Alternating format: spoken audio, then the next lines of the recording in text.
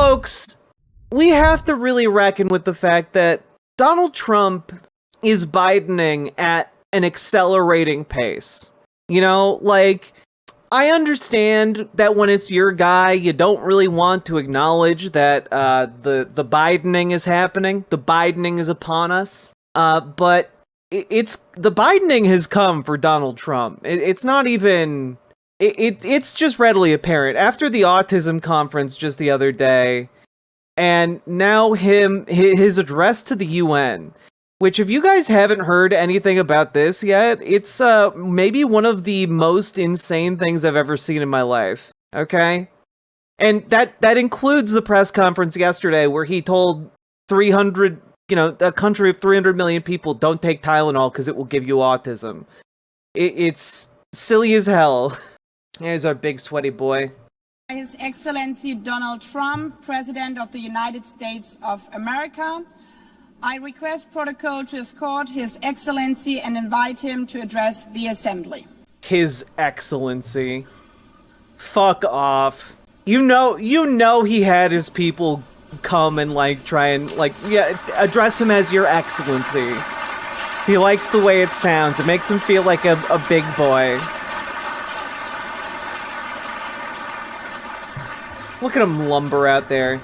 Keep in mind, guys, he is going out there to address the leaders of the planet. The leadership of all the other countries on the planet, just about. How would one, present those thoughts? Let's find out. Thank you very much. Very much appreciated.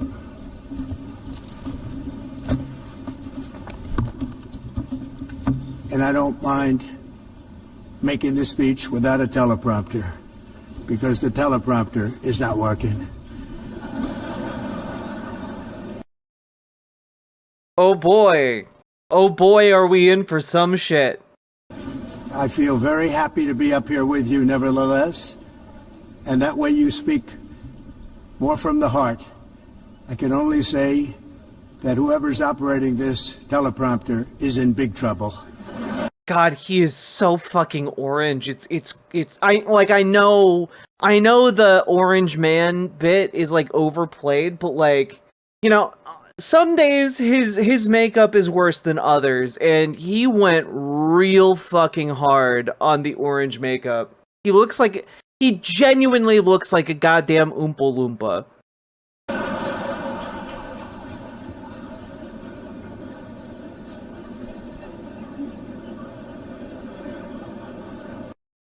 Oh my God, he thinks he's nailing this. He thinks he's nailing this thing. Talking about teleprompters. Oh boy. All right. I do want to say I've seen a couple clips from this. I haven't seen this whole thing, so he's really pleased with himself right here.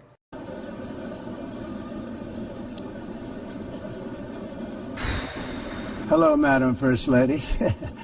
Thank you very much for being here.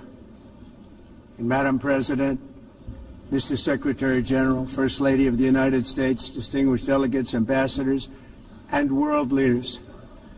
6 years have passed since I last stood in this grand hall and addressed a world that was prosperous and at peace in my first term. Since that day, the guns of war have shattered the peace I forged on 2 continents. An era of calm and stability gave way to one of the great crises of our time. And here in the United States, 4 years of weakness, lawlessness, and radicalism under the last administration delivered our nation into a repeated set of disasters.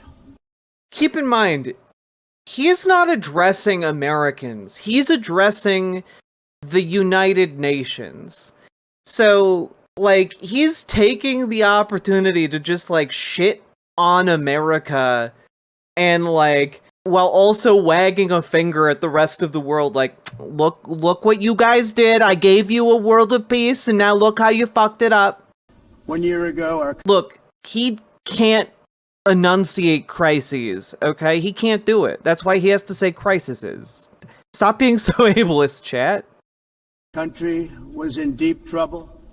But today, just 8 months into my administration, we are the hottest country anywhere in the world, and there is no other country even close. He's been on a real tear with this America's the hottest country thing, and like I don't understand who fed him this line, or maybe he just thinks that's what the cool kids say these days. America is so skibbity riz Ohio. This guy is a joke. He is a joke. It's true. America is blessed with the strongest economy, the strongest borders, the strongest military, the strongest friendships, and the strongest spirit of any nation on the face of the earth. This is indeed the golden age of America. Is it loud enough for you folks? We are rapidly reversing the economic calamity that we inherited from the previous administration, including ruinous price increases and record-setting inflation. Inflation like we've never... Like, again, it's all just lies, right? Like, none of this is, like, he has done active harm to this country. Like, I wanted to pull this up the other day. Like, coffee prices haven't surged this much in decades. Prices jumped nearly 21% compared to the same month last year, the largest annual jump since 1997. And, like, it's the tariffs. It's the tariffs. Nearly all, 99% of coffee consumed in the United States is imported. And a lot of it is from Brazil, a country that has a 50% tariff imposed upon it by Donald Trump. Like, the damage is coming from inside the house. Never had the before. White House. Under my leadership, energy costs are down, gasoline prices are down, grocery prices are down, mortgage rates are down. Lie. Inflation has been defeated. Lie. Inflation is going up. The stock market, which just hit a record high. In fact, it hit a record high 48 times in the last short period of time. Growth is surging. Manufacturing is booming. Food didn't get cheaper. He's just lying. The stock market, as I said, is doing better than it's ever done. And all of you in this room benefit by that. Almost everybody. And importantly, workers' wages are rising at the fastest pace in more than 60 years. That is not true. None of this is true. And that's what it's all about, isn't it? It's just In 4 lies. years of President Biden, we had less than $1 trillion of new investment into the United States. Yeah, honestly, Spherical Man, who needs a teleprompter or notes when you could just make it the fuck up?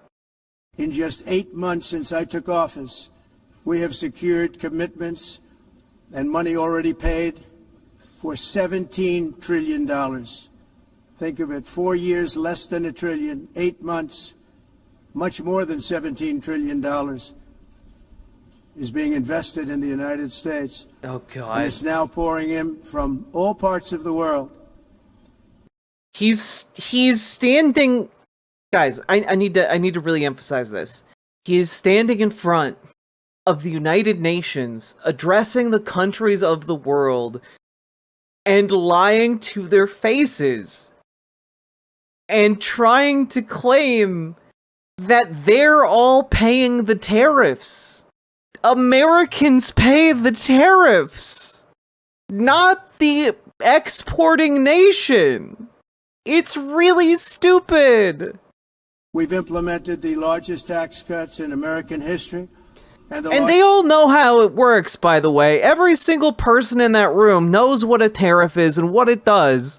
And they're all sitting there thinking, oh man, this guy is literally insane. This guy is literally one of the stupidest motherfuckers I've ever seen in my life. It's crazy. Largest regulation cuts in American history, making this once and again the best country on earth to do business. And many of the people in this room are investing in America, and it's turned out to be an awfully good investment during this 8-month period. You know, Solazar, excellent question. Does he know that Americans pay the tariffs, or is he just that out of it? And Honestly, the answer to that question is likely that he's just that out of it. It does not know about any of this. And the reason I say this is because prior to him being president, he also believed that tariffs worked by other countries paying the tariffs. He's had this idea for decades. And so, like, he's never updated that flawed understanding of what a tariff is, and so he just thinks he's a genius, you know?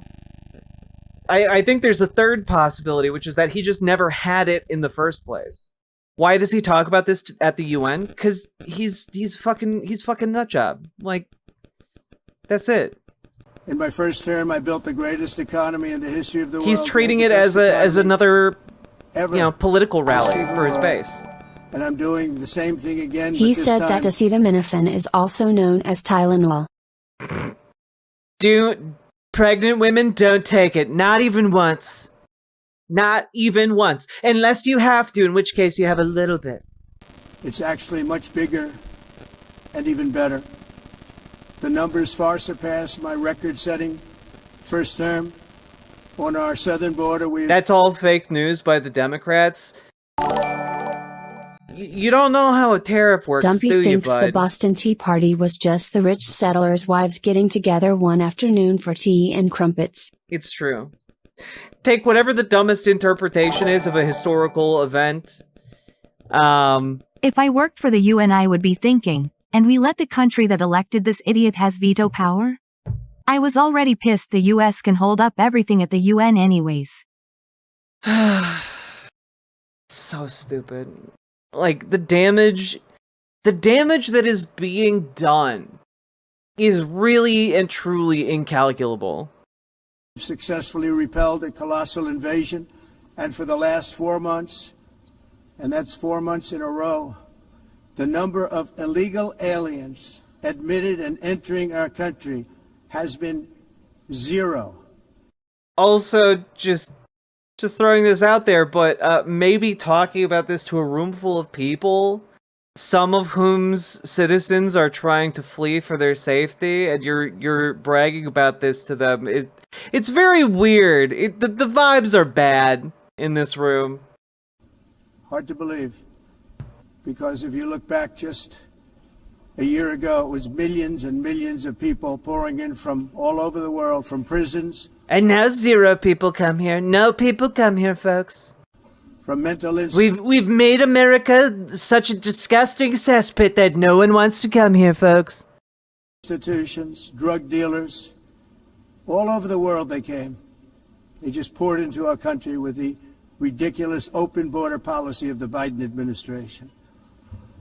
Our message is very simple. If you come illegally into the United States, you're going to jail, or you're going back to where you came from, or perhaps even further than that. You know what that means. I want to thank the country of El Salvador for the successful and professional job they've done in receiving and jailing so many criminals that entered our country. And it was under the previous administration that the number became record-setting, and they're all being taken out. I'd love to thank the nation of El Salvador for torturing those people whose only crime was coming into our country. I'd love to thank El Salvador for the torture that they provided. Remember when a conservative came in here the other day and was like, well, I don't support torture, but I also don't like undocumented immigrants, so, and then just like hemmed and hawed about whether or not he supported torture for like another 30 minutes. Like, that is, I think, representative of like a lot of Trump supporters right there.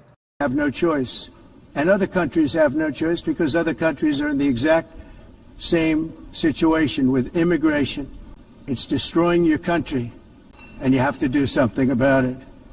On the world stage, America is respected again. I'm sorry. Wait, I'm sorry. Countries have no choice because other countries are in the exact same situation with immigration. It's destroying your country, and you have to do something about it. Yeah, that's right. We need a total and complete lockdown on all immigration. No people should cross a border into another nation that they are not a part of, because that is what will bring about true world peace. We have a great example of how successful this was. It's called the Berlin Wall. Everyone loved the Berlin Wall. It was such a popular project. No one goes in, no one gets out. Such a good thing. Much beloved wall. On the world stage, America is respected again like it has never been respected before. I mean, it is being, in a way it's true. America is being respected in a way that it has never been respected before. It's just that way is very, very little respect. You think about 2 years ago, 3 years ago, 4 years ago, or 1 year ago, we were a laughingstock all over the world. At the NATO summit in June, virtually all NATO members formally committed to increase defense spending at my request from 2% to 5% of GDP, making our alliance far stronger and more powerful than it was ever before. In May, I traveled to the Middle East to visit my friends and rebuild our partnerships in the Gulf, and those valued relationships with Saudi Arabia, Qatar, and the UAE and other countries are now, I believe, closer than ever before. My administration has negotiated one historic trade deal after another, including with the United Kingdom, the European Union, Japan, South Korea, Vietnam, Indonesia, the Philippines, Malaysia, and many, many others. Likewise, in a period of just 7 months, I have ended 7 unendable wars. They said they were unendable. You're never going to get them solved. Some were going for 31 years, 2 of them, 31, think of it, 31 years. One was 36 years. One was 28 years. I ended 7 wars. And in all cases, What? Name them. Name them. Which wars did you end, sir? they were raging with countless thousands of people being killed. This includes Cambodia and Thailand, Kosovo and Serbia, the Congo and Rwanda, a vicious, violent war that was. What are you talking about, man? Ended all of those wars, all of those raging wars that the U.S. was a part of. Just all of them were ended. Anyway, a Nobel Peace Prize, please. I also cured autism just yesterday. Nobel Peace Prize? Heaven entry pass? Pakistan and India. Oh, there it is. Israel and Iran. Egypt and Ethiopia. And Armenia and Azerbaijan. It included all of them. No president or prime minister, and for that matter, no other country has ever done anything close to that. And I did it in just 7 months. It's never happened before. There's never been anything like that. I'm very honored to have done it. It's too bad that I had to do these things instead of the United Nations doing them. And sadly, in all cases, the United Nations did not even try to help in any of them. I ended 7 wars, dealt with the leaders of each and every one of these countries, and never even received a phone call from the United Nations offering to help in finalizing the deal. All I got from the United Nations was an escalator that on the way up stopped right in the middle. The First Lady wasn't in great shape. She would have fallen. Oh my god. Oh my Jack, god. I am screaming at my computer. Oh my god. I am so confused. Oh my god. You know, I ended so many wars and the UN didn't even call me. They didn't even call me to tell me, good job, Donald, you did it. All I got from the UN was a broken escalator and my wife almost falling over. But she's in great shape. We're both in good shape. We both stood. And then a teleprompter that didn't work. Oh man, he's these are salty the 2 as hell. things I got from the United Nations, a bad escalator and a bad teleprompter. Thank you very much. And I by don't think he realizes that they're laughing at him. You know? the way, it's working now. It just went on. Thank you. I think I should just do it the other way. It's easier. Thank you very much. I didn't think of it at the time. Yeah, no, he's speaking at the United Nations, Spaghetti Snakes. This is addressed to all of the world's leaders. Because I was too busy working to save millions of lives. That is the saving and stopping of these wars. But later I realized that the United Nations wasn't there for us. They weren't there. I thought of it really after the fact, not during these negotiations, which were not easy. That being the case, what is the purpose of the United Nations? The UN has such tremendous potential. I've always said it. It has such tremendous, tremendous potential. But it's not even coming close to living up to that potential. For the most part, at least for now, all they seem to do is write a really strongly worded letter. Oh my god, it's so pathetic. It's so fucking pathetic. You have the attention of the world, and you're like complaining about teleprompters and escalators and how, like, the UN body didn't thank you enough for what little you've done, while simultaneously cutting off foreign aid programs that, like, kept tens, if not hundreds of millions of people alive.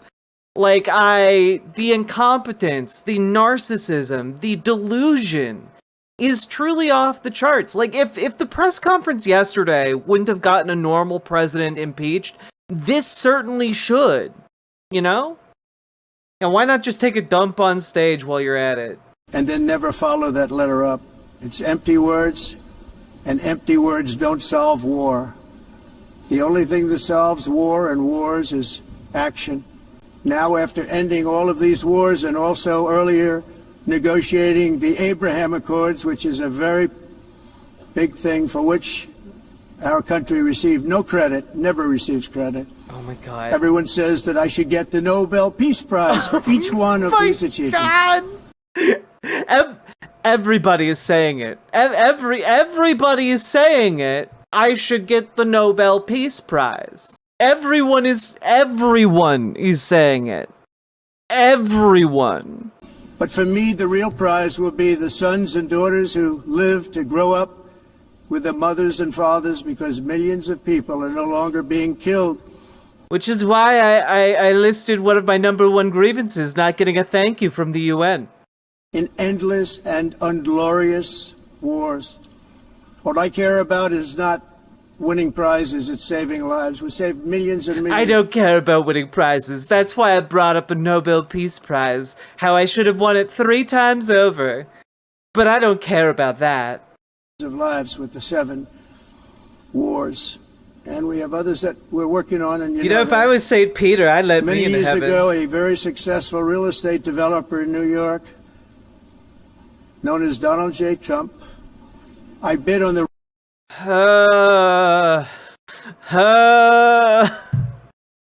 I think my organs are trying to throttle my brainstem. I think him addressing himself in the third person in front of the UN is actually causing, like, my spine to recoil to such a degree that it's choking off oxygen to my brain. Renovation and rebuilding of this very United Nations complex. I remember it so well. I said at the time that I would do it for $500 million, rebuilding everything. It would be beautiful. I used to talk about, I'm going to give you marble floors. They're going to give you terrazzo. I'm going to give you the best of everything. You're going to have mahogany walls. They're going to give you plastic. But they decided to go in another direction, which was much more expensive at the time, and which actually produced a far inferior product. And I realized that they did not know what they were doing when it came to construction, and that their building concepts were so wrong, and the product that they were proposing to build was so bad and so costly. It was going to cost them a fortune. And I said, and wait till you see the overruns. Well, it turned out to be right. They had massive cost overruns and spent between $2 and $4 billion on the building. I genuinely, I don't know what's happening. Like, he's salty that, like, his like his real estate company didn't get in on the action to build like the refurbished UN building. Like that is really, he's really taking time to air grievances about that. That's nuts. Dog. And did not even get the marble floors that I promised 9, him. hello. You walk on terrazzo, do you notice that? As far as I'm concerned, frankly, looking at the building and getting stuck on the escalator, they still haven't finished the job. They still haven't. He's getting angrier about the teleprompter and escalator. For Festivus? Yeah, it's time for the airing of grievances, Grandpa. God, this is embarrassing. God, this is embarrassing. Like, as an American, like, how can you watch this and think that any of this makes us look good? Like, if you're a conservative and you watch this, do you think this makes America look good? Or tough? Or scary? Like, this is some pathetic loser shit. This is a pathetic loser move. It makes conservatives rock hard. I'm sure it does. But, like, this is so fucking stupid. Finished. That was years ago. The project was so corrupt that Congress actually Is it more embarrassing than a tan suit, though? Before them on the tremendous waste of money. Because Octopi, thank you for subscribing. They had no idea what it was, but they knew it was anywhere between $2 and $4 billion as opposed to $500 million with a guarantee. But they had no idea, and I said it cost much more than $5 billion. Unfortunately, many things in the United Nations are happening just like that, but on an even much bigger scale, much, much bigger. Very sad to see. Whether the UN can manage to play a productive role, I've come here today to offer the hand of American leadership and friendship to any nation in this assembly that is willing to join us in forging a safer, more prosperous world. And it's a world that we'll be much happier with. A dramatically better future is within our reach. But to get there, we must reject the failed approaches of the past and work together to confront some of the greatest threats in history. There is no more serious danger to our planet today than the most powerful and destructive weapons ever devised by man, of which the United States, as you know, has many. Dog, are you fucking serious? Are you fucking serious? There's no more serious danger than the most destructive weapons we have, and as you know, we have a lot of them. Dude is implicitly threatening the nations of the world to their face. It is truly disgusting. Is he threatening to nuke people? Yes. Danger to our planet today than the most powerful and destructive weapons ever devised by man, of which the United States, as you know, has many. Just as I did in my first term, I've made... Yeah, genuinely, if someone came into this chat and said that comment verbatim, they would get banned for Fed posting. Containing these threats a top priority, starting with the nation of Iran. My position is very simple. The world's #1 sponsor of terror can never be allowed to possess the most dangerous weapon. That's why, shortly after taking office, I sent the so-called Supreme Leader a letter making a generous offer. I extended a pledge of full cooperation in exchange for a suspension of Iran's nuclear program. The regime's answer was to continue their constant threats to their neighbors and U.S. interests throughout the region and some great countries that are right nearby. Today, many of Iran's former military commanders, in fact, I can say almost all of them, are no longer with us. They're dead. And 3 months ago, in Operation Midnight Hammer, 7 American B-2 bombers dropped the 14 30,000-pound each bombs on Iran's key nuclear facilities, totally obliterating everything. No other country on earth could have done what we did. No other country has the equipment to do what we did. We have the greatest... Dude is just like going out in front of the world and like saying, yeah, we got a big dick. We got a big dick. Look at how big our dick is. It's so big and throbbing and vibrant.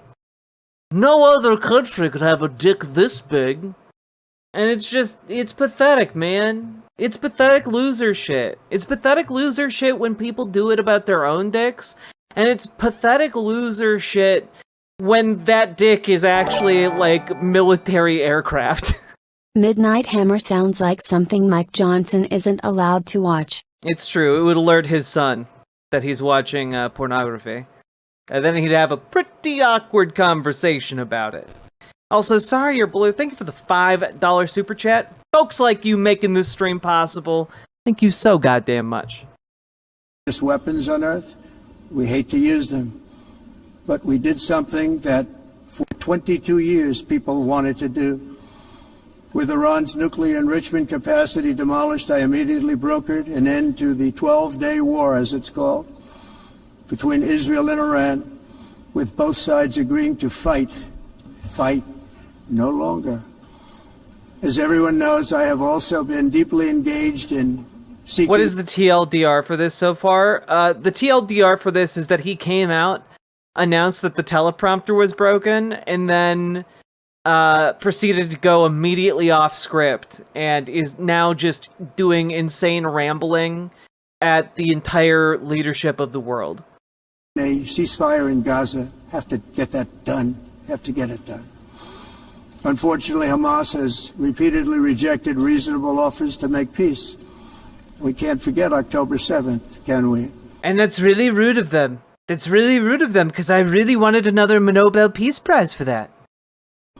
Now, as if to encourage continued conflict, some of this body is seeking to unilaterally recognize a Palestinian state.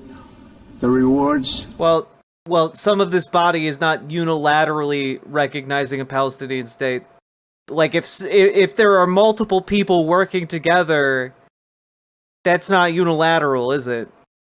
Also, again, Hamas is not the one torpedoing the negotiations. Israel is. Literally, they tried to kill and assassinate the negotiating team. Would be too great for Hamas terrorists for their atrocities. This would be a reward for these horrible atrocities, including October 7th, even while they refuse to release the hostages or accept a ceasefire. Instead of giving to Hamas and giving so much, because they've taken so much, they have taken so much. This could have been solved so long ago. But instead of giving in to Hamas's ransom demands, those who want peace should be united with one message: release the hostages now. Just release the hostages now.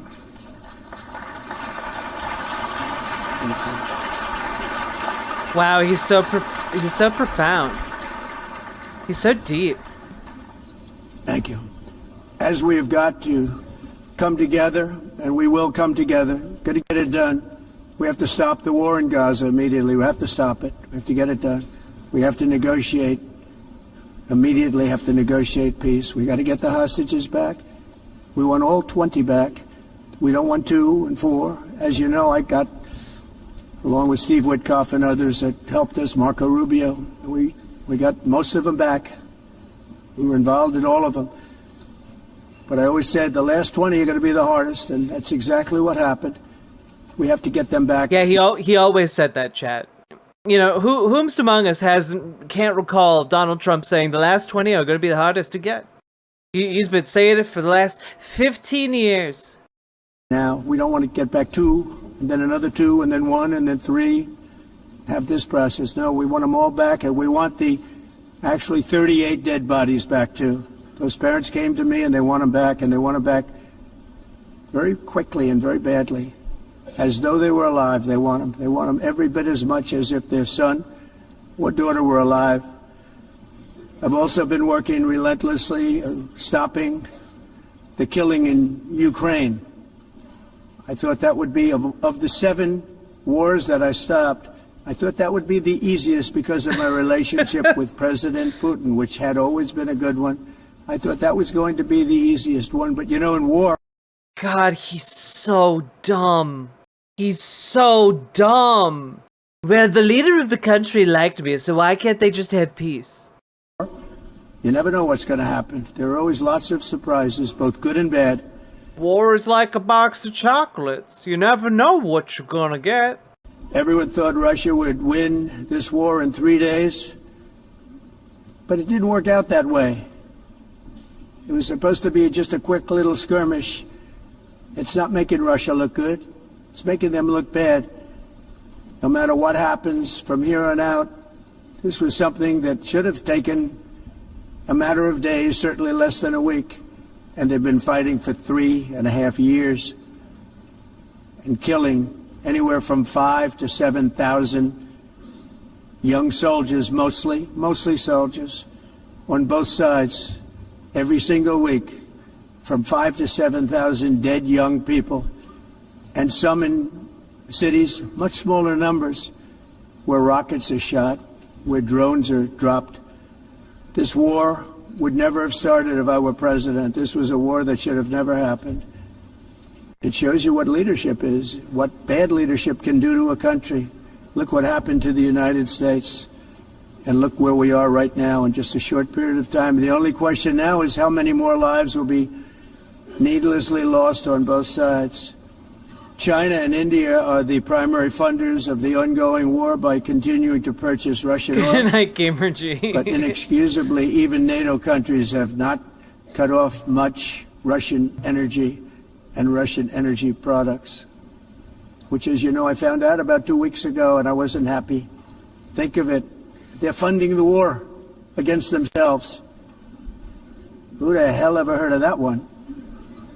In the event that Russia is not ready to make a deal to end the war, then the United States is fully prepared to impose a very strong round of powerful tariffs, which would stop the bloodshed, I believe, very quickly. But for those tariffs to be effective, European nations, all of you are gathered here right now, would have to join us in adopting the exact same measures. I mean, you're much closer to the city. We have an ocean in between. You're right there. And Europe has to step it up. They can't be doing what they're doing. They're buying oil and gas from Russia while they're fighting Russia. It's embarrassing to them. And it was very embarrassing to them when I found out about it, I can tell you that. They have to immediately... I guarantee you there's not a soul in this room that thinks this man is anything other than a raving lunatic and an incompetent boob. Cease all energy purchases from Russia. Otherwise, we're all wasting a lot of time. So I'm ready to discuss this. We're going to discuss it today with the European nations, all gathered here. I'm sure they're thrilled to hear me speak about it, but that's the way it is. I like to speak my mind and speak the truth. As we seek to reduce the threat of dangerous weapons today, I'm also calling on every nation to join us in ending the development. God, it must really be difficult to keep a straight face. I guess that's probably one of the most required skills to have if you work at the UN, but like, damn, dude, he must have been trying them. Of biological weapons once and for all, and biological is terrible, and nuclear is even beyond, and we include nuclear in that. We want to have a cessation of the development of nuclear weapons. We know, and I get to view it all the time. Sir, would you like to see? And I look at weapons that are so powerful that we just can't ever use them. I just like... It sounds like he was about to say something like, I look at weapons so powerful they could blow up the moon. Like he was just gonna say something off the cuff, completely unrelated to reality. Have you ever seen the movie Deep Impact? We have weapons that could do that. If we ever use them, how long will I be live for? The world literally like might come to an end. There would be no United Nations to be talking about. There would be no nothing. Just a few years ago, reckless experiments overseas gave us a devastating global pandemic. Yet despite that worldwide catastrophe, many countries are continuing extremely risky research into bioweapons and man-made pathogens. This is unbelievably dangerous. To prevent potential disasters, I'm announcing today that my administration will lead an international effort to enforce Biological Weapons Convention, which is going to be meeting with the top leaders of the world by pioneering an AI verification system that everyone can trust. Hopefully the UN can play a constructive role, and it will also be one of the early projects under AI. Let's see how good it is, because a lot of people are saying it could be. Yeah, let's just see how good it is. Well, let's start with the highest stakes you can possibly imagine. One of the great things ever, but it also can be dangerous, but it can be put to tremendous use and tremendous good, and this would be an example of that. We have no idea if we can trust it or not, but let's try it out with this extremely high-stakes scenario. How long is this speech? It's like another 30 minutes long. Not only is the UN not solving the problems it should, too often, it's actually creating new problems for us to solve. The best example is the #1 political issue of our time, the crisis of uncontrolled migration. It's uncontrolled. Your countries are being ruined.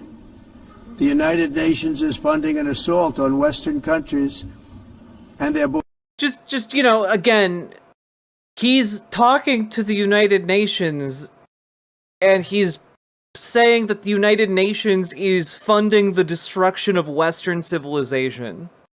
In 2024, the UN budgeted $372 million in cash assistance to support an estimated 624,000 migrants journeying into the United States. Think of that. The UN is supporting people that are illegally coming into the United States, and then we have to get them out.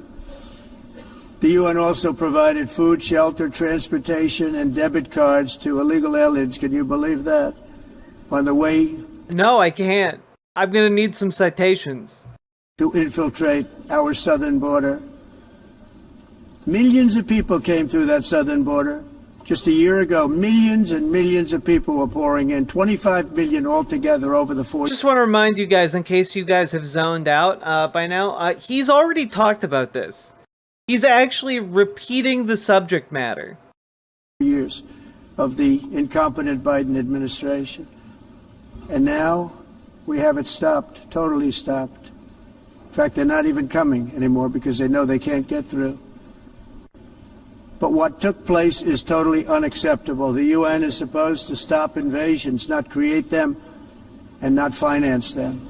In the United States, we reject the idea that mass numbers of people from foreign lands can be permitted to travel halfway around the world, trample our borders, violate our sovereignty, cause unmitigated crime, and deplete our social safety net. We have reasserted... Yeah, undocumented immigrants are definitely depleting the social safety net. Definitely not, you know, the fact that the president and his political party slashed Medicaid by $1 trillion. You know, definitely not any of the cuts to the social safety net that the Trump administration has done, like starving children by cutting CHIP. That America belongs to the American... Or SNAP benefits. Jesus. People, and I encourage all countries to take their own stand in defense of their citizens as well. You have to do that because I see it. I'm not mentioning names. I see it, and I could call every single one of them out. You're destroying your countries. They're being destroyed. Europe is in serious trouble. They've been invaded by a force of illegal aliens like nobody's ever seen before. This is literally some Camp of the Saints shit. Like, oh, war refugees and people who had to flee their homes to escape, you know, violence and persecution. They're invading Europe. They're invading Europe. As if there's some kind of coherent military force, as opposed to, like, say, desperate people who are hungry and need shelter and want to work and build a new life. Also, yeah, dude's not able to pronounce illegal aliens anymore. aliens are pouring into Europe. Nobody is ever, and nobody's doing anything to change it, to get them out. It's not sustainable. And because they choose to be politically correct, they're doing just absolutely nothing about it. That's not what being politically correct means, man. And I have to say, I look at London, where you have a terrible mayor, terrible, terrible mayor, and it's been so changed, so changed. Now they want to go to Sharia law. I can't. I didn't know this was going to come up. We're talking about like the fact that the mayor of London is Muslim, so they're gonna try and pass Sharia law in London. That's not a thing. That is like a crazy white supremacist lie, the kind that you would find on like Stormfront. You know, this is some wild shit. You're in a different country. You can't do that. Both the immigration and their suicidal energy ideas will be the death of Western Europe if something is not done immediately. Yeah, Muslims have suicidal energy ideas. Again, he's talking to the leaders of the world, a good chunk of whom have like are the leaders of Muslim majority nations. They're being told to their faces that they have suicidal energy. This cannot be sustained. What makes the world so beautiful is that each country is unique. But to stay this way, every sovereign nation must have the right to control their own borders. You have the right to control your borders, as we do now, and to limit the sheer numbers of migrants entering their countries and paid for by the people of that nation. Mass amounts of F-Zero Rigers should not be allowed to go halfway across the world. What? That's how the USA was founded? Well, it's fine when we do it. Yeah, but also don't come here. We came here first. You know, not except for those other people who were here before us. But don't come here like that. Don't come here like we did. At the time, they put their blood, sweat, tears, money into that country, and now they're being ruined. Oh, blood and Proud soil? nations must be allowed to protect their communities and prevent their societies from being overwhelmed by people they have never seen before, with different customs, religions, with different everything. Where migrants have violated laws, lodged false asylum claims, or claimed refugee status for illegitimate reasons, they should, in many cases, be immediately sent home. And while we will always have a big heart for places and people that are struggling and truly compassionate, answers will be given. Yeah, quit advocating for Nazi shit. They're eating the teleprompters, they're eating the escalators, they're eating the Tylenol of the people who live on Epstein's Island. It's true. But you know, Donald Trump never had the privilege of going to Epstein Island, so he wouldn't have had the... He never got to experience the Epstein Tylenol. Pull his string and hear the same 5 inflammatory phrases over and over again. All the best words. Covfefe. He is slurring more than usual, right? That's not just in my head. Also, Sorry You're Blue, thank you for the $5 dono, and Sake Tanuki, thank you for the 5 tier 1 subs. You are in the process of redeeming Riverboat chat. Because currently YouTube chat, in a surprising turn, is beating the pants off you guys. We have to solve the problem, and we have to solve it in their countries, not create new problems in our countries. And we are very helpful to a lot of countries that are just not able to send their people anymore. They used to send them to us in caravans of 25, 30,000 people each. These massive caravans of people pouring into our country. Man, I love that he's still fucking grifting off of the caravans, the immigration caravans that they were fear-mongering about back in like 2015. Dog, it's crazy. We've time warped back a decade. It probably helps him to feel young again. Totally unchecked and unvetted. But not anymore. According to the Council of Europe in 2024, almost 50% of inmates in German prisons were foreign nationals or migrants. In Austria, the number was 53% of the people in prisons were from places I'm sorry, that Sam weren't Moose. from where they are now. No, like, I think it's good.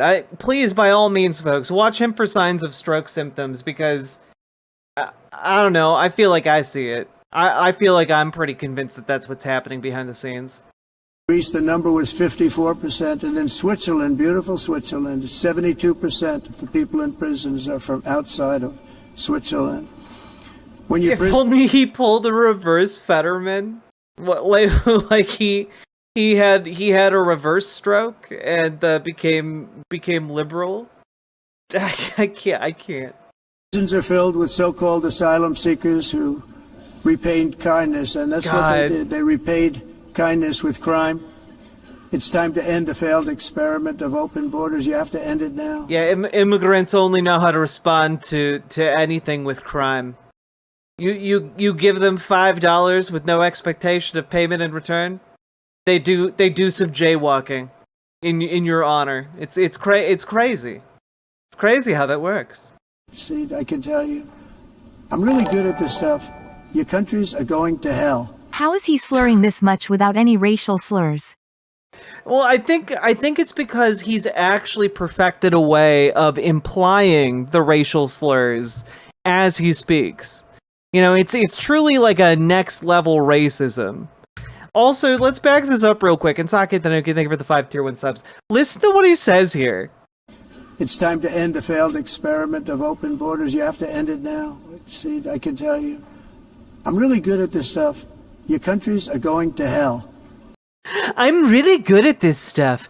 Your countries are all going to burn in hell. He says, while addressing all the nations on the planet. He said that while talking to the entire UN Assembly. All your nations are going to hell. This is... I gotta be honest. This is the beginning of, like, an SNES era, like, side-scrolling shooter game. Like, this... you know, this is some, like... Are you a bad enough dude to save the president shit? Like, except at the end of the game, you have to fight the president. All your nations are belong to Satan. It's true. I just... You couldn't write this man as a character and get away with it through your editor, you know? In America, we've taken bold action to swiftly shut down uncontrolled migration. Once we started detaining and deporting everyone who crossed the border and removing illegal aliens from the United States, they simply stopped coming. They're not coming anymore. Oh, no, he does mean that they're all going downhill, but, like, he's saying that to the entire planet, right? Like, he says it to the entire planet. And it's such a mark of disrespect and, like, disgusting, like, condescension from a man who has done nothing to earn a position of, like, authority over any of the other people in that room. Like, it's so fucking gross. A lot of credit, but they're not coming anymore. This was a humanitarian act for all involved, because on the trips up, thousands of people a week were dying. Women were being raped. Nobody's ever seen anything like it. Rape. And now we just take those undocumented women and children and men and we put them into, you know, private for-profit facilities where they get beaten and sexually assaulted, and we make a profit from that. So it's a win-win. Like, they were already going to be abused, and now we get to make money off of it. It's everyone benefits. That is what he's saying right now. And he's trying to frame it as like, oh, good, we stopped rape. But we know that, like, the people that he gleefully sent to CCOT were sexually assaulted. We know that they were physically abused. We know that they were mentally tortured. We know these things. We know that the children in, like, the holding facilities that ICE and, Customs and Border Patrol have, they get abused by the people who work there. Just looked it up. The 72% Swiss statistic comes from pretrial detention, meaning people accused of a crime, not convicted. Oh damn, that's crazy. It's almost like every word out of his mouth is a goddamn lie. Horribly beaten, raped. On the trip up, the journey up, it was a long walk. It was a long, arduous journey, indeed. And it was also a historic victory against human trafficking throughout the region. What we did was a victory. And it was such a long, arduous walk that we've rewarded with more beatings and sexual assaults. So many lives of people that wouldn't make the journey. That journey was loaded up with death. Loaded up with death. Dead bodies all along the roads of jungles. To get up, they go through jungles, they go through areas so hot you couldn't breathe. They were dying of suffocation. Areas so hot. And we're gonna send it back. We're gonna send it right back once they get here. You know, they were fleeing violence that was so bad that they went through these areas. But you know, we're gonna send them right back to where they came from, folks. And by send them right back, I mean we're going to hold them indefinitely here in the United States to milk them for profit.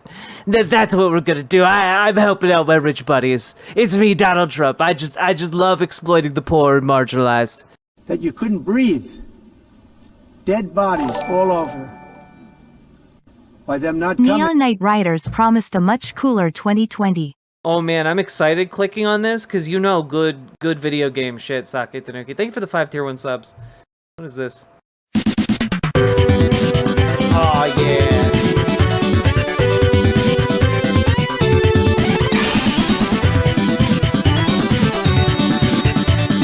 Turtles in Time is just such an all-time banger of a game.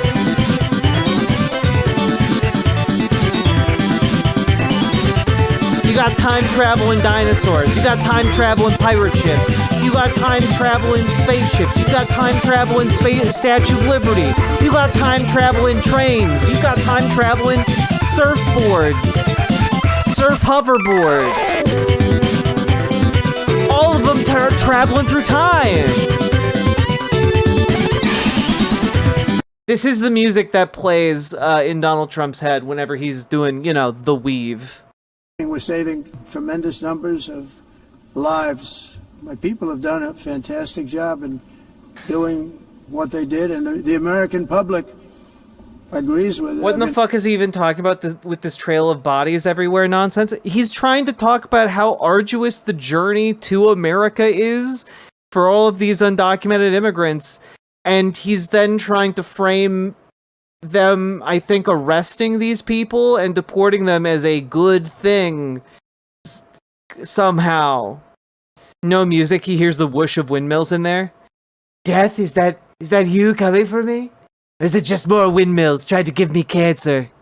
I was very proud to see this morning I have the highest poll numbers I've ever had. Part of it is because I have not of what just we've run. It done looks on really good though. The border. I guess the other part is what we've done on the economy. Joe Biden's policies empowered murderous gangs, human smugglers, child traffickers, drug cartels, and prisoners from all over the world. The previous administration also lost nearly 300,000 children. Think of that. They lost more than 300,000 children, little children, who were trafficked. Hey, also, I have no idea where he's getting that number, and I'm going to assume it's a lie. But fun fact, Donald Trump has lost 1,200 of the 1,800 people who were rounded up and sent to Alligator Alcatraz. This is a reporting that came out about a week ago from the Miami Herald. But yeah, 2/3 of the people who went to Alligator Alcatraz, there are no records of them anymore. Their families can't find them, and we just don't know what happened to them. Some of them were deported without like being marked as deported in the systems, but like yeah, 1,200 people are just missing in Florida.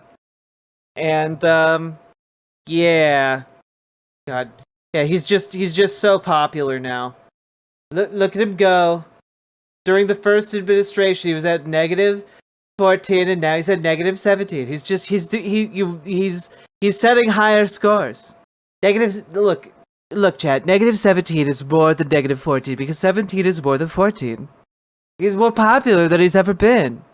into the United States on the Biden watch, many of whom have been raped, exploited, and abused, and sold. Sold. Nobody talks about that. The fake news doesn't write about it. With many others, young children who are missing or dead. And we found a lot of these children, and we're sending them back, and we've been sending them back to their parents. They said, nobody knows who they are. They said, where do you come from? And they'll give us a country, and we'll find out, and we'll figure it out, and we'll bring them back to their homes. And the mother and father rush to the door, and their tears in their eyes. They can't believe that they're seeing their son or daughter, their little son or daughter again. We've done almost 30,000 of them so far. Any system that results in the mass trafficking of children is inherently evil. Yet that is exactly what the globalist migration agenda has done, and it's what it's all about. In America, those days, as you know, are over. The Trump administration is working, and we are continuing to work to track down the villains that are causing this problem, and also, as I said, to get back the 30,000 we've already returned. Now I think we're going to have another. We're going to find a lot. You're not going to find all of them. 300, more than 300,000. They're lost or they're dead. They're lost or they're dead because of the animals that did this.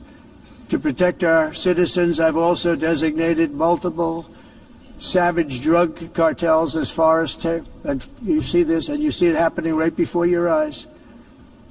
Let's put it this way, people don't like taking big loads of drugs in boats anymore. There aren't too many boats that are traveling on the seas by Venezuela. They tend not to want to travel very quickly anymore.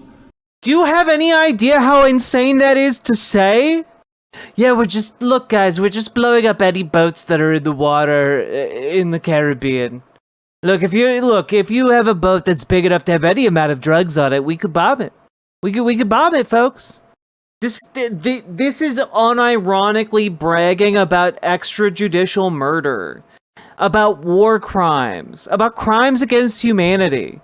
You personally ordered 3 strikes on 3 different boats to just kill random people for no reason.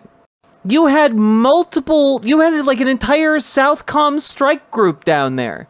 You had the ability to catch up with these boats, to track down these people and to take them in peacefully. You had the ability to do that, and you didn't. You just blew them up because you suspected they were committing crimes, none of the crimes that they were committing, by the way, had capital punishment as a punishment. This is just like walking up and mowing down a jaywalker.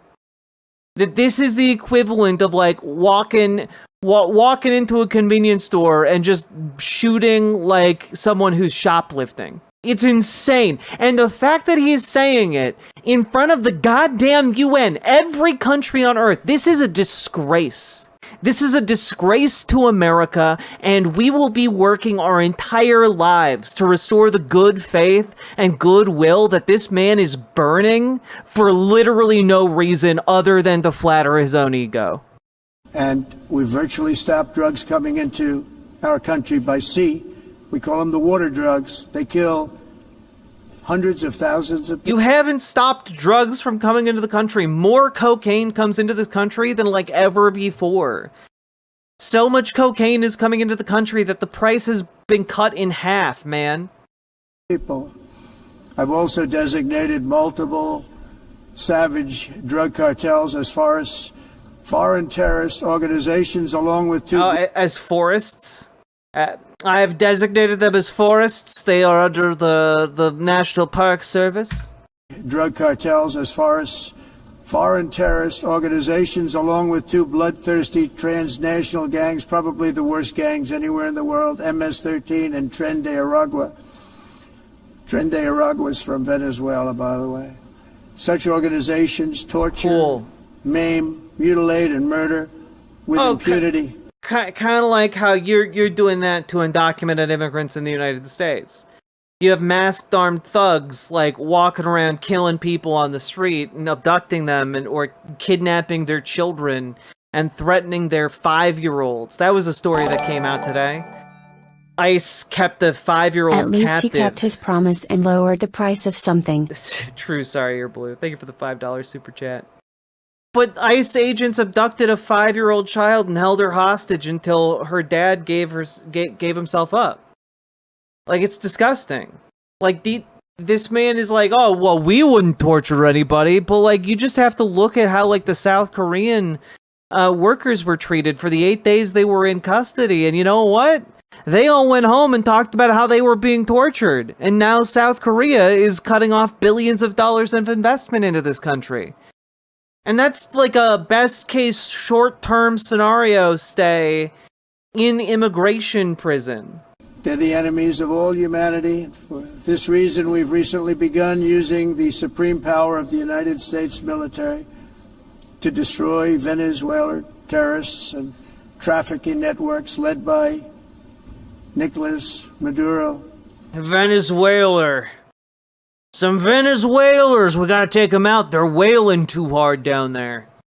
To every terrorist thug smuggling poisonous drugs into the United States of America, please be warned that we will blow you out of existence. That's what we're doing. We have no choice.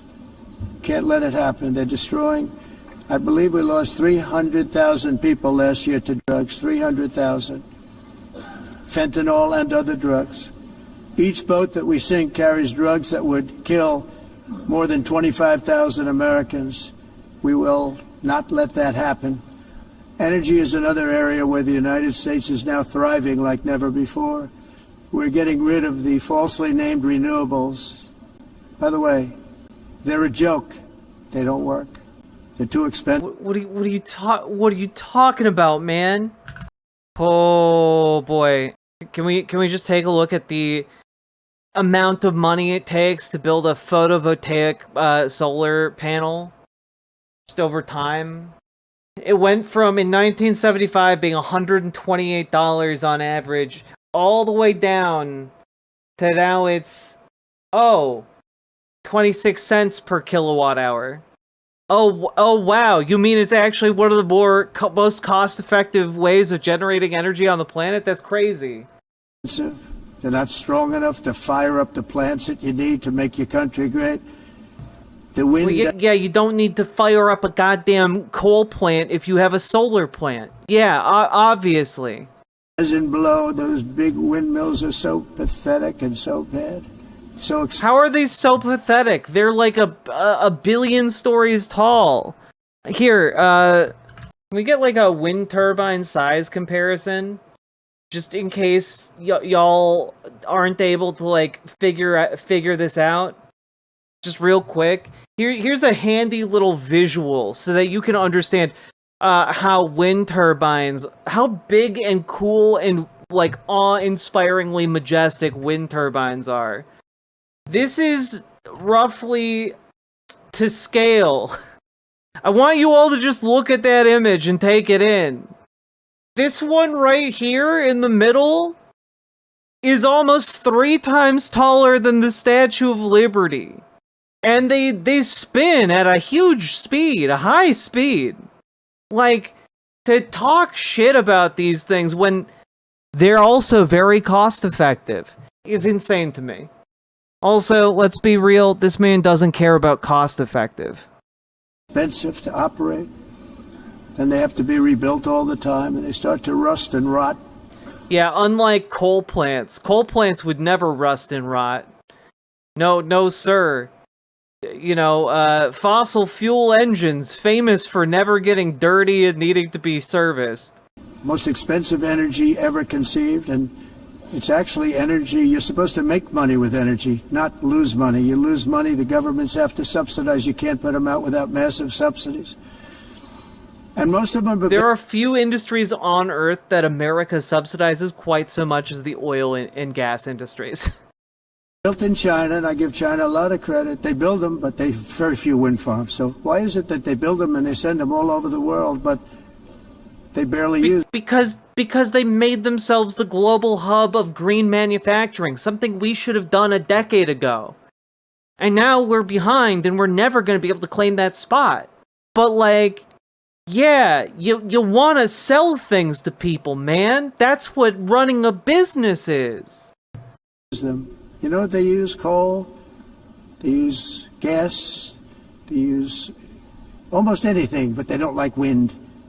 Yeah, they use coal and gas because it's a faster method of scaling up their industry. Oh man, this is rustling my jimmies, chat. They sure as hell like selling the windmills. Europe, on the other hand, has a long way to go, with many countries being on the brink of destruction because of the green energy agenda, and I give a lot of credit to Germany. Germany was being led down a very sick path, both on immigration, by the way, and on energy. They were going green, and they were going bankrupt. And the new leadership came in, and they went back to where they were, with fossil. Look at this man, so full of mirth and understanding of what Donald Trump is saying. Fuel, and with nuclear, which is good. It's now safe. You can do it properly. Oh, China's the leading producer of wind power, possessing the largest installed wind turbine capacity. Oh wow, that's crazy. It's like he has no idea what he's talking about whatsoever. What a perfect man to be Jeffrey Epstein's best friend for like 15 years. But they went back to where they were, and they had so much in common. Opened up a lot of different plans. Both being just absolute dipshits, and also allegedly sharing a love of very young girls. Why, I bet Donald Trump would tell Jeffrey about all the times he went into the teenage girl dressing rooms for his pageants, and they would just yuck it up. Oh, it's so funny. It's so funny to violate children. Weirdly enough, he doesn't like talking about that part of his life. Energy plants, energy producing plants, and they're doing well. I give Germany a lot of credit for that. They've said this is a disaster, what's happening. They were going all green. All green is all bankrupt. That's what it represents. And it's not, dog, you just build the storage capacity.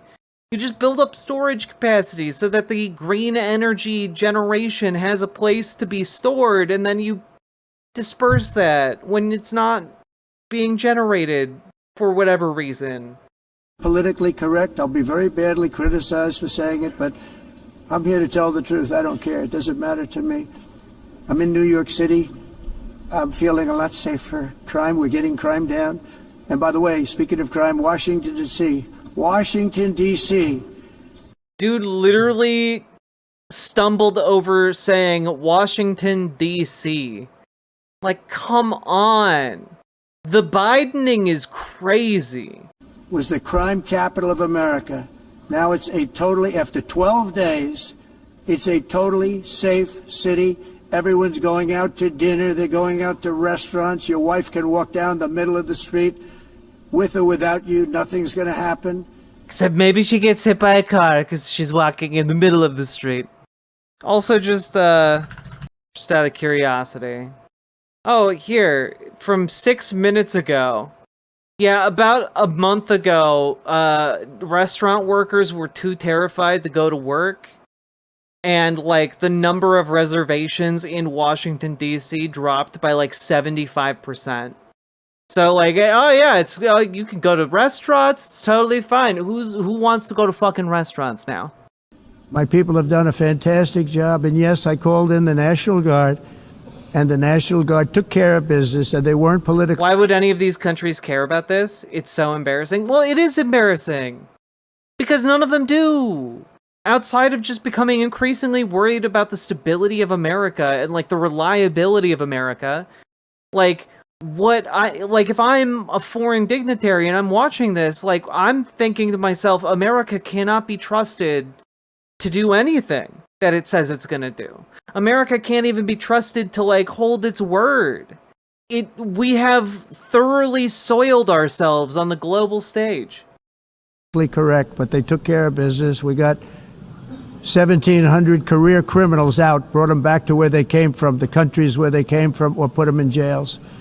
Washington, D.C. is now a totally safe city again, and I welcome you to come. In fact, we'll have dinner together at a local restaurant.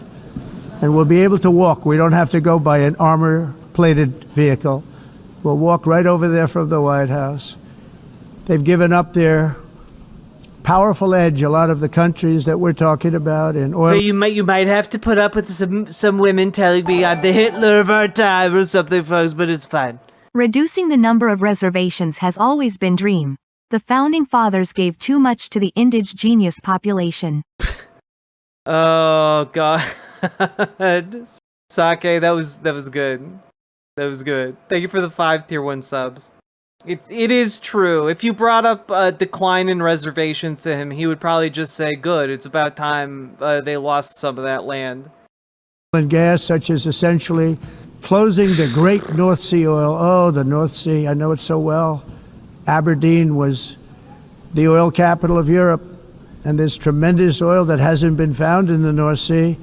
Tremendous oil. And I was with the Prime Minister I respect and like a lot, and I said, "You're sitting with the greatest asset." They essentially closed it by making it so highly taxed that no developer, no oil company can go there.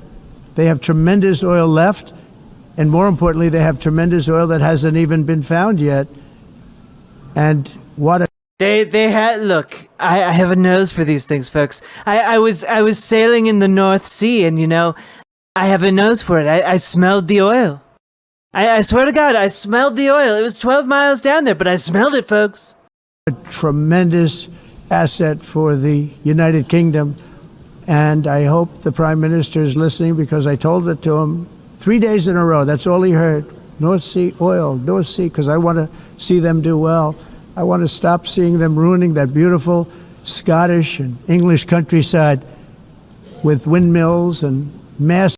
Dude, he's so fucking mad that Scotland is trying to build wind turbines near his goddamn golf course in Scotland. Like, the reason he's fixated on this is because he wants real estate where you can't see wind turbines. That's it. That's how stupid he is. That's how stupid the level he's operating on is. God! Organize, folks! You guys gotta start organizing locally. We cannot be caught with our pants down again and have, like, a moron like this get into anywhere close to power. Like, if we allow that to happen again in our lifetimes, what the hell are we doing? Solar panels that go 7 miles by 7 miles, taking away farmland. I'm sorry I zoned out reading my manga about a girl who's isekai'd into the ancient Hittite Empire and keeps having hot princes and Tay ancient world fighting over her. Is he still sundowning? Oh, he's sundowning so hard, Lily Love Stuff. Again, a lot of this, if you guys missed the opening moments of this, a lot of his rambling here makes a lot more sense when you know that his teleprompter was actually broken, and so he's just shooting from the hip this entire time. It is truly his unadulterated stream of consciousness. America in 1982, the executive director of the United Nations Environmental Program predicted that by the year 2000, climate change would cause a global catastrophe. He said that it will be irreversible, as any nuclear holocaust would be. This is what they said at the United Nations. What happened? Here we are. Another UN official stated in 1989 that within a decade, entire nations could be wiped off the map by global warming. Not happening. Sea levels are rising, man. You even built accordingly at your resorts. Like, shut the fuck up, dude. I want to meet the person who hit the button on the escalator and teleprompter. What a hero. What a hero right there. It used to be global cooling. If you look back years ago in the 1920s and the 1930s, they said, global cooling will kill the world. We have to do something. Then they said global warming will kill the world. But then it started getting cooler, so now they could just call it climate change, because that way they... It's not getting colder, man. The average temperature of the planet is climbing every year. How have we been talking about this topic for a quarter of a century? Like, not even longer, obviously, but like it's been a quarter of a century since Al Gore explained to all of us an inconvenient truth. And now we're 25 years later, and the biggest dipshit on the planet is monopolizing a platform to talk to all the leaders of the world in order to talk about how climate change isn't real. He's addressing world leaders and trying to argue that climate change isn't real. Can't miss. It's climate change. Because if it goes higher or lower, whatever the hell happens, there's climate change. It's the greatest con job ever perpetrated on the world, in my opinion. Climate change, no matter what happens, you're involved in that. No more global warming, no more global cooling, all of these predictions made by the United Nations and many others, often for bad reasons, were wrong. They were made by stupid people that have cost their countries fortunes and given those same countries no chance for success. If you don't get away from this green scam, your country is going to fail. And I'm really good at predicting things, you know? They actually said during the... Are you? Then explain Trump stakes, motherfucker. I want you to explain Trump stakes if you are so good at predicting. I want you to explain the 13 bankruptcies you've had if you're so good at predicting. The Irish Star from 2 days ago. Trump accused of raging dementia display at Charlie Kirk Memorial with inappropriate moment. It's been nonstop, Mr. Anderson. It really has. It's crazy. The campaign, they had a hat, the best-selling hat. Trump was right about everything. And I don't say that in a braggadocious way, but it's... Because we did something about it. We stopped polluting so hard. It's like turning the faucet off and then saying water doesn't exist, so we should turn IT back on. It is demented. It really is. Trump steaks. Sold at the Sharper Image, an electronics store. Well, you know, Saki Tanuki, whomst among us hasn't been at an electronics store, like a Radio Shack, say, and looked around and said, boy, I love buying these radio components, but wouldn't it be better if I could buy a steak? You know, like, what if you could just walk to the back of your local Radio Shack and find a freezer full of steaks? That's truly the American dream right there. You buy your steak, you throw it on top of a particularly hot CPU, and bada bing bada boom, 3 hours later you've got a lukewarm raw steak. It's brilliant, brilliant plan. The steaks have never been shittier, indeed. Oh god, it's so true, Lady Rancloud. It's so fucking true. The damage is incalculable. God, we're almost done with this, folks. True. I've been right about everything. And I'm telling you that if you don't get... I also can we take a moment to acknowledge that he just said, like, Trump's right about everything. I don't say it in a braggadocious way, but I've been right about everything. Like, I mean, like, this is someone having, like, a megalomaniacal episode, you know? Like, this is some next level mental illness on display, and I don't know what to put it down to. I'm not like an expert by any means. But, like, is braggadocious a real word? Yes, it is.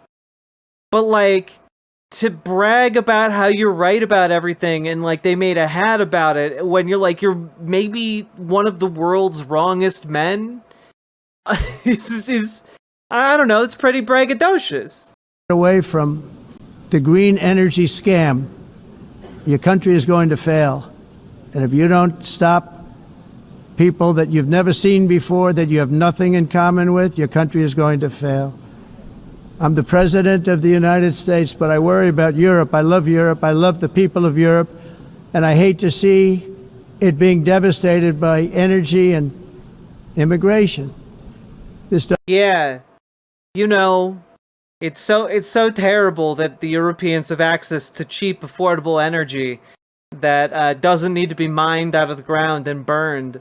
It's so terrible that they have access to that, and you know it's really saddening to see the labor force of all of the European nations grow. It truly rends the heart knowing that they're gonna have a surplus of labor. Ah, the pangs and arrows of having a surplus of a necessary resource. Whomst among us hasn't experienced this when playing Settlers of Catan? Double-tailed monster destroys everything in its wake, and they cannot let that happen any longer. You're doing it because you want to be nice, you want to be politically correct, and you're destroying your heritage. They must take control strong. I really want someone in the audience to stand up and ask him about Jeffrey Epstein. Can you imagine how much that would just like completely throw him off? Man, I'd love to see it. Strongly and immediately of the unmitigated immigration disaster and the fake energy catastrophe before it's too late. The carbon footprint is a hoax made up by people with evil intentions. I like, what the hell is this, guys? Like, the amount of carbon being expelled into the atmosphere is a hoax. Like, someone, they need like the little crook, like the shepherd's crook, to like pull him off the stage. Like, he's like one bad day away from putting on a tinfoil hat. And they're heading down a path of total destruction. You know, the carbon footprint was a big thing a few years ago. I remember hearing about the carbon footprint, and then President Obama would get into Air Force One, a massive Boeing 747, and not a new one, an old one with... Yeah, because he's the fucking president, man. Like, no one was gonna stop air travel entirely. But, like, we need to reform our society accordingly before our planet is uninhabitable. Old engines that spew everything into the atmosphere. He talked about the carbon footprint. We must do so. Then he'd get in and it really is crazy, Hypervisor, that the president of the United States is somehow a chemistry expert that has discovered that all of chemistry is fake. Fly from Washington to Hawaii to play a round of golf. Surprisingly, no rant about trans people. And then yet, he'd get Kent. back onto that big, beautiful plane, and he'd fly back, and he'd talk about, again, global warming and the carbon footprint. It's a con job. At extreme cost and expense, Europe reduced its own carbon footprint by 37%. Think of that. Congratulations, Europe. Great job. You cost yourself a lot of jobs, a lot of factories closed, but you reduced the carbon footprint by... Why would anyone ever work with this man on anything? Why would you do it? What's to be gained Jesus, here? why hasn't the cabinet enacted the 25th Amendment yet is beyond me. Trump is dementia-ridden and is the final decider in launching nukes. We are cooked. Oh, Simric, it's because they're all afraid of his cult of personality. If he did not have as strong a cult of personality as he has, he would have been impeached a long time ago. He would have been impeached. He would have been 25th Amendmented. Like, it'd be so much faster. But he has this weird hold on the Republican electorate, and it's a hold that no one else in the Republican Party can replicate. And like, so we are all held in thrall to this absolute lunatic. 37%. However, for all of that sacrifice and much more, it's been totally wiped out and then some by a global increase of 54%. Much of it coming from China and other countries that... Oh, okay, so carbon footprints are real. Like, if you're talking about how it's wiped out by China and other countries that have industrialized rapidly, like, so it's not a fake thing invented by evil scientists. Are thriving around China, which now produces more CO2 than all the other developed nations in the world.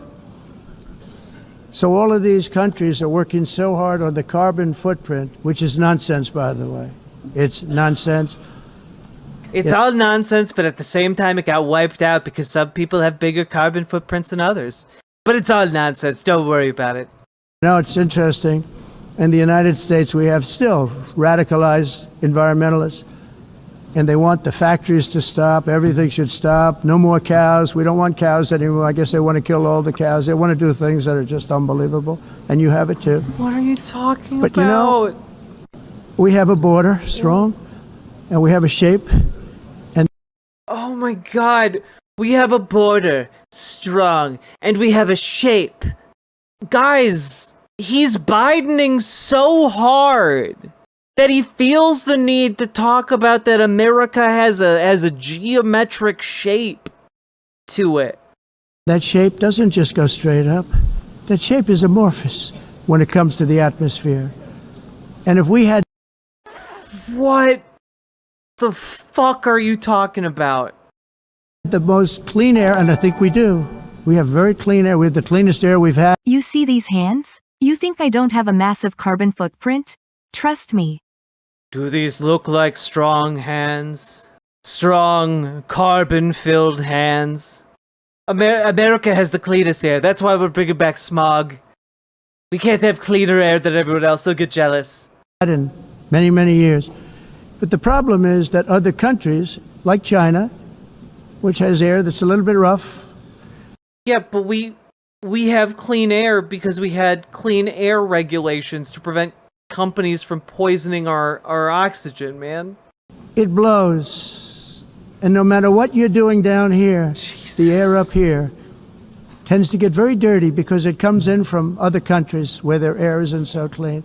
Yeah, because it's a global problem. And also, hey, remember when you said how, like, oh man, new parts of the planet are getting colder?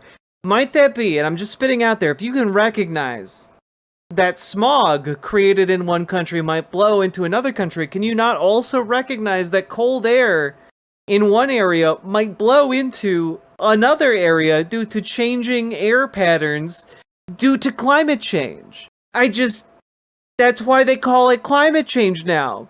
Because the climate is so fucked up that air is traveling in ways it hasn't before. Almost said hitherto like an asshole. And the environmentalists refuse to acknowledge that. Same thing with garbage. In Asia, they dump much of their garbage right into the ocean. And over about a 1 week and 2 week journey, it flows right past Los Angeles. You've seen it. Massive amounts of garbage, almost too much to do anything about, flowing past Los Angeles, past San Francisco, and then somebody will get in trouble because he dropped a cigarette on the beach. The whole thing is crazy. You're right. We should have stronger and better regulations for factories, while also continuing to have anti-littering ordinances. But I'm spitballing here, but which president recently has deregulated on, like, dumping material into the environment? Was it Donald Trump? Oh, it was Donald Trump. It was the Donald. The primary effect of these brutal green energy policies has not been to help the environment, but to redistribute manufacturing and industrial activity from developed countries that follow the insane rules that are put down to polluting countries that break the rules and are making a fortune. They're making a fortune. European electricity bills are now 4 to 5 times more expensive than those in China, and 2 to 3 times higher than the United States. And our bills are coming way down. You probably see that our gasoline price. All energy prices are going up. All energy prices in the United States are going up because of his goddamn tariffs. Prices are way down. You know, we have an expression, drill, baby, drill, and that's what we're doing. We're going to be much lower in a year from now. But they've come way down over the last year. As a result, every air conditioner is like very uncommon to see one in some of these countries because the electric costs are so high. So while the U.S. has approximately 1,300 I don't know why there's a second audio cutting in. related deaths annually, that's a lot. Europe loses more than 175,000 people to heat deaths each year because the costs are so expensive you can't turn on an air. I mean, it sounds like a translation. You think I don't know about dumping? Have you seen me on the golf course? I know all about dumpies. I have big, beautiful dumps, folks. Just the dumpiest. The dumpiest dumps. Sake Tanuki, thank you for the 2 tier 1 subs. Thank you very much for helping to make this stream possible. Conditioner. What is that all about? That's not Europe. That's not the Europe that I love and know. All in the name of pretending to stop the global warming hoax. The entire globalist concept of asking successful industrialized nations to inflict pain on themselves and radically disrupt their entire societies must be... Well, the Western societies agreed that that's what they should do. This wasn't being asked by developing nations of Western nations. Western nations decided to do this themselves. And, like, also, I'm just gonna throw out there, like, Western nations were also, like, offshoring jobs at record rates in order to, like, get away from the labor costs of doing business in the Western world, as well as getting away from environmental dumping laws that was getting in the way of their profitability in the Western world. Like, this is all just fucking capitalism. And we have ways of dealing with all these problems. Rejected, but not when you misidentify it as just like, oh, it's all just woke. Completely and totally, and it must be immediate. That's why in America I withdrew from the fake Paris Climate Accord, where, by the way, America was paying so much more than every country. Others weren't paying. China didn't have to pay until 2030. Russia was given an old standard that was easy to meet, a 1990 standard. But for the United States, we're supposed to pay like $1 trillion. And, yeah, there's no way we could get $1 trillion, folks. There's just no way. You know, we had to cut Medicaid by $1 trillion, but you know, that money had to go to the wealthy, all right? It had to go to the richest people on earth. They needed more gold bars, folks. You wanted my rich friends to not have enough gold bars? What, so they can look so provincial and peasant-like? I would pay so much money to hear the translators with subtitles for this. True, Sake. Oh man, to be a fly on the wall in like the post this speech back rooms of the UN, oh my god. You just know they were all like shaking their heads going like, what the fuck? I said, this is another scam. The fact is, the United States has been taken advantage of by the world for many, many years, but not any longer, as you probably noticed. I unleashed massive energy production and signed historic executive orders to hunt for oil, but we don't have to do much hunting because we have the most oil of any nation anywhere, oil and gas in the world. And if you add coal, we have the most of any nation in the world. Clean, I call it clean, beautiful coal. You can do things today with coal that you couldn't have done 10 years ago, 15 years. You know, I want someone to call him out on this. Okay? Like, he's been using this talking point for like 10 years now. Like, call him out on this. I want him, okay, like, hotbox some clean coal for us. You know, like, show us how clean it is. We're gonna burn this coal. You're gonna be locked into this airtight chamber with it, and you breathe it. I want to demonstrate how clean the coal is, sir. So I have a little standing order in the White House. Never use the word coal, only use the words clean, beautiful coal. Sounds much better, doesn't it? Does it?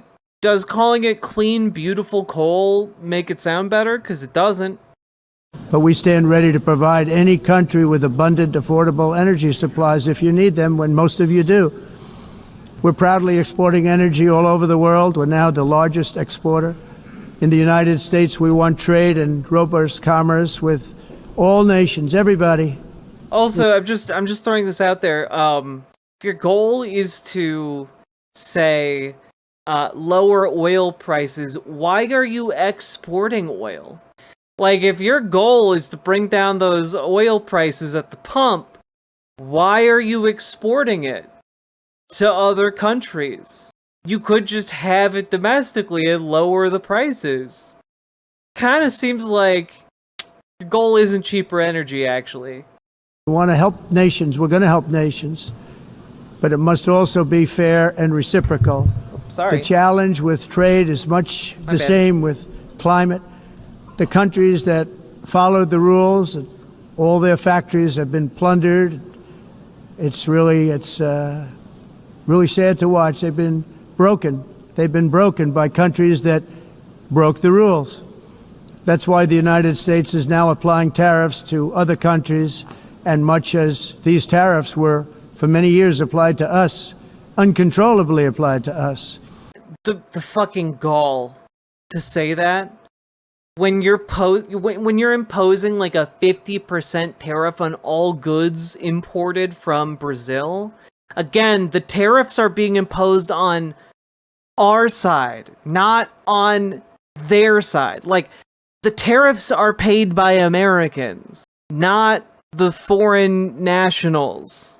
Like, it's so fucking stupid. We've used tariffs as a defense mechanism under the Trump administration, including my first term, where hundreds of billions of dollars in tariffs were taken in.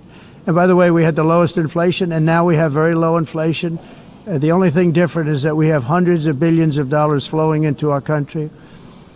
But this is how we will ensure that that they're not flowing into our country. The dollars aren't being paid by foreign nationals. They're being paid by the importers. The people who pay to import are the ones who are being taxed by the tariffs. How are we 9 months into 2025 and he's still going out there and spreading this garbage? How? God, get Grandpa to bed. This is embarrassing. This is embarrassing on just the bare bones facts of the matter. 50% tariffs on Brazil? What will we do without all those big, beautiful Brazilian butt lifts? I know, it's going to be devastating. System works for everyone and is sustainable into the future. He knows, but he doesn't care. I don't think he actually knows. Because this is consistent with what he has believed about tariffs for like the last 25 years. Like, I genuinely don't think... I want, more than anything in like the field of journalism right now, I want on camera someone to ask him how a tariff works. I want to hear him try and sketch it out, because I don't think he can do it, because I don't think he knows what a tariff is. Put him on the spot and ask him a question during a live interview.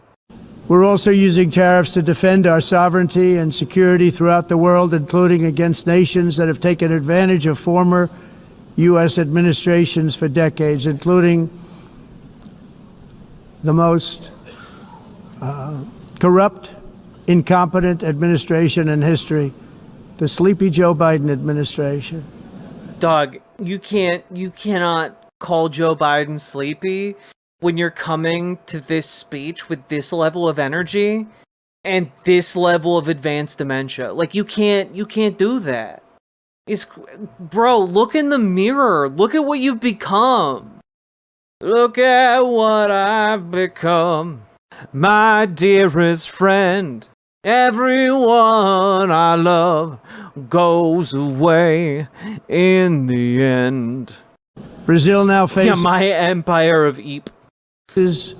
Major tariffs in response to its unprecedented efforts to interfere in the rights and freedoms of our American citizens and others, with censorship, repression, weaponization, judicial corruption.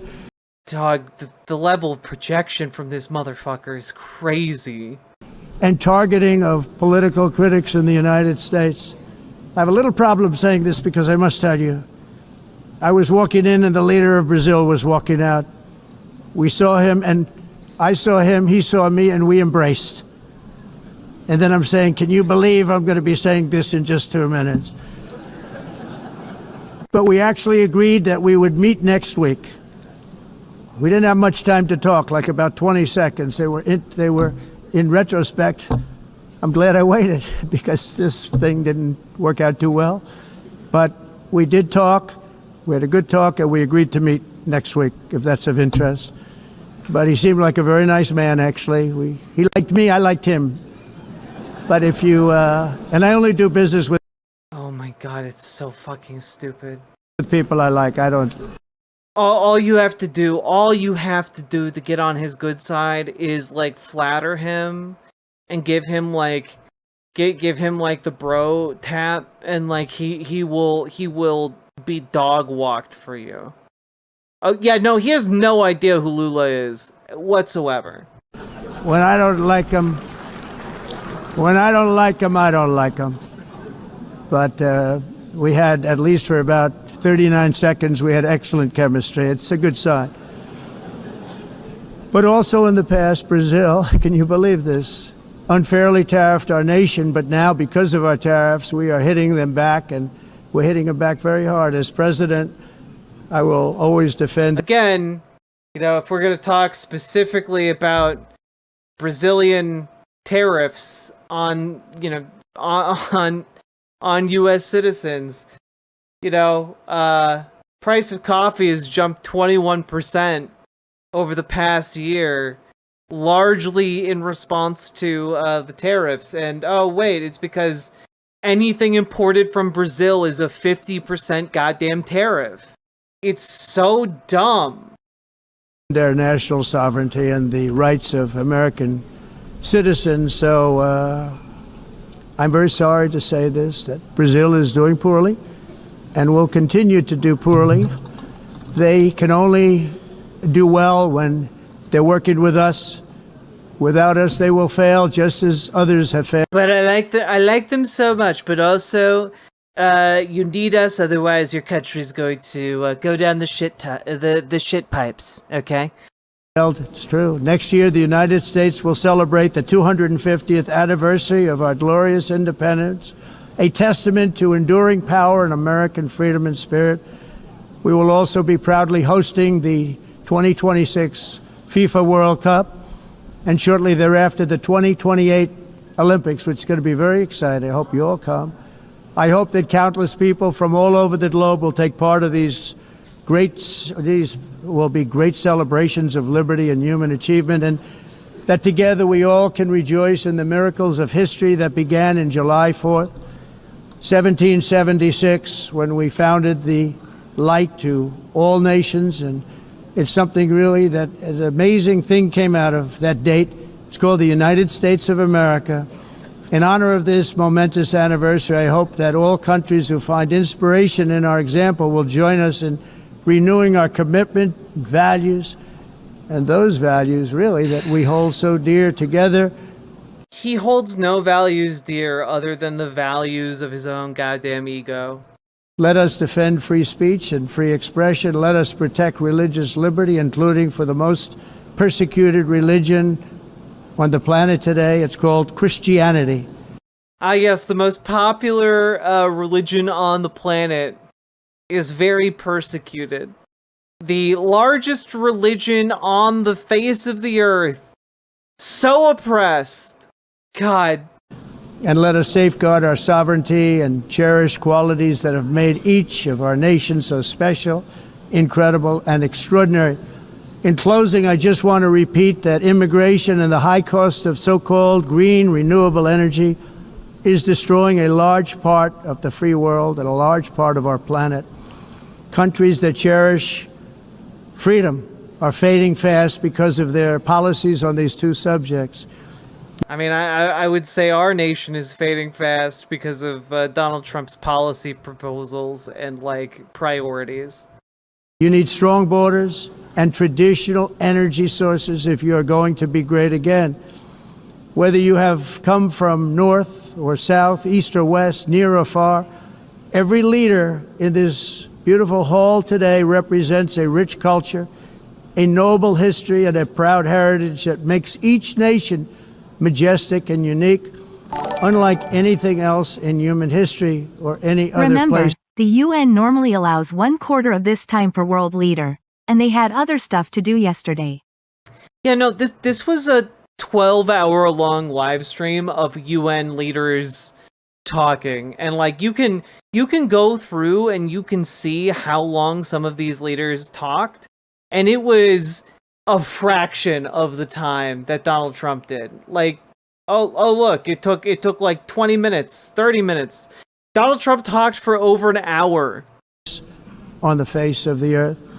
From London to Lima, from Rome to Athens, What did they talk from about? Paris Just a to lot of Seoul, shit. from Cairo to Tokyo and Amsterdam to right here in New York City. We stand on the shoulders of the leaders and legends, generals and giants, heroes and titans who won and built our beloved nations, all of our nations, with their own courage, strength, spirit, and skill. Our ancestors climbed mountains, conquered oceans, crossed deserts, and trekked over wide open plains. They charged into thunderous battles, plunged into grave dangers, and they were soldiers and farmers and workers and warriors and explorers and patriots. They built towns into cities, tribes into kingdoms, ideas into industries, and Genuinely, what the fuck is he yapping about? What? Who gives a shit? Just end your speech, man. small islands How into much Tylenol did they give this man before he went up? mighty empires. You're a part of all of that. They were champions for their people who never gave up and who never, ever gave in. Their values defined our national identities. Their visions forged our magnificent destiny. Everybody in this room is a part of it in your own way. Each of us inherits the deeds and the myths, the triumphs, the legacies of our own heroes and founders who so bravely showed us the way. Our ancestors gave everything for homelands that they defended with pride, with sweat, with We love blood. the Titans here, folks. From the colossal Titan, to the founding Titan, to the Titan shifters. I'm not gonna lie, this is a lot of mental damage. Donald Trump loves Titans because the first three letters spell tit. With life and with death. Now the righteous task of protecting the nations that they built belongs to each and every one of us. So together let us uphold our sacred duty to our people and to our citizens. Let us protect their borders, ensure their safety, preserve their cultures, treasure, and traditions, and fight for their precious dreams and their cherished freedoms. And in friendship and really a beautiful vision, let us all work together to build a bright, beautiful planet, a planet that we all share, a planet of peace and a world that is richer, better, and more beautiful than ever before. That can happen. It will happen. It will happen, and I hope it can happen and start right now, right at this moment. We'll turn it around. We're going to make our countries better, safer, more beautiful. We're going to take care of our people. Thank you very much. It's been an honor. God bless the nations of the world. Thank you very much. Bye. Bye-bye. Thank you very much. I better get that Nobel Peace Prize. We have a lot of nukes, folks. A lot of nukes. On behalf of the Assembly, I wish to thank the President of the United States. God, what a lumbering sack of shit. So, yeah. The Bidening has gotten, I think, accelerantly worse. Like we are putting a brick on the accelerator here in terms of how he's doing mentally these days. And I'm not gonna lie, my intention going live today was to Rudyard, and I gotta be honest, it's now 2 o'clock in the morning because that took us 2 hours plus to get through, and I'm just absolutely exhausted. That took all of my mental fortitude just to sit through. That was terrible. Oh my god, that was bad. Holy shit. Oh, Holly Hoops, we'll do more of the Drifter tomorrow, and we'll do some Rudyard tomorrow, and we'll also do other news tomorrow as well. But like, damn, that guy stinks. He's stinky. He's a stinky loser butt. How can anyone look at that big sweaty boy and think he's good? Like, oh man, look at that, look at how that entire room respects him now. And it's just like, not a single damn soul in that room respects him. It's crazy that you come to that conclusion. That's insane. Oh boy. Bring back, if you really want to make America great again, bring in tomatoes to throw at people who stink. We used to be a real country where you could throw tomatoes at somebody who's doing a bad job on a stage. Yeah, whiny little loser dick energy. It's crazy. Anyway. Riverboat Jack is coming to town. All the viewers gather around. Twitch and YouTube is where she streams. All that content is bursting the seams. Politics, dating, plenty more. Her sense of fashion, you'll adore. So grab your stuff and hop aboard. We're going straight to Jack's Discord. Riverboat.